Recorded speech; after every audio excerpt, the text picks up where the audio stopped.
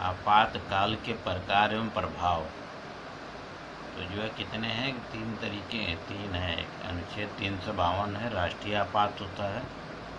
356 में राज्य आपात है, और जो है अनुच्छेद 360 में है वित्तीय आपात बोलते हैं इसको। ठीक है, तो अब 352 के अंतर्गत क्या क्या मेन बातें हैं।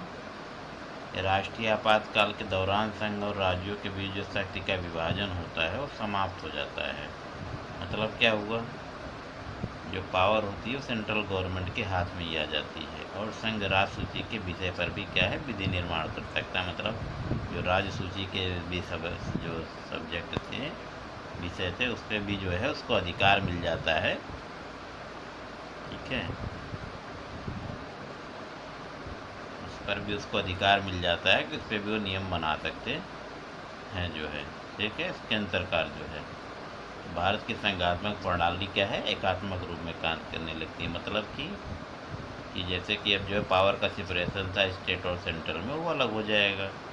पहले होता था, अलग होता था, अब क्या होगा, वो एक एकात्मक हो जाएगा कि जो है संघ भारतीय संघ जो है केंद्र सरकारी जो है सारा काम बनाएगी, वो स्टेट गवर्नमेंट के चीज़ों में भी कानून बनाने लग जाती है। इसीलिए वो क्या हो जाता है, एकात्मक हो जाता है। ठीक है, अब तक जो है राष्ट्रीय आपात का जो है 3 बार जो है अनुच्छेद 352 का उपयोग जो है यूज किया गया है।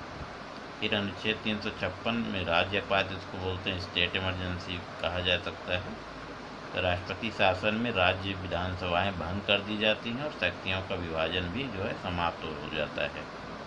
भारत की जो शासन प्रणाली एकात्मक स्वरूप ग्रहण कर लेती है। इसमें भी जो है अब तक का राष्ट्रपति शासन का जो प्रयोग 120 से अधिक बार किया जा चुका है। ठीक है, फिर आता है वित्तीय आपात जो है, इसको फाइनेंशियल इमरजेंसी बोला जाता है। वित्तीय आपात काल में संघ और राज्यों के मध्य जो करों का विभाजन जो है स्थापित कर दिया जाता है। मतलब जो है जो कर होते हैं राज्य और स्टेट के बीच, करों का जो है टैक्स का जो है डिवीज़न होता है, जो सही पैसे इकट्ठा होते हैं टैक्स के थ्रू, उसको जो डिवीज़न होता है जो है किसी स्टेट का कितना, जैसे जीएसटी हो गया और भी जो कर है उनका जो है डिवीज़न होता है जो है स्टेट और जनसंख्या और बहुत सारे क्राइटेरिया उसके बेसिस पे उसको जो है होता है।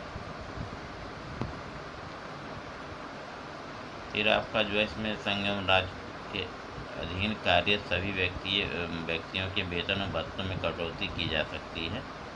इसके अंतर्गत उच्च न्यायालय के न्यायाधीश भी शामिल होते हैं। ठीक है, वित्तीय अपराध का प्रयोग अब तक एक बार भी नहीं किया गया है। ठीक, इम्पोर्टेंट पॉइंट से जो है 3 जो है पूछे जाते हैं इससे क्वेश्चन।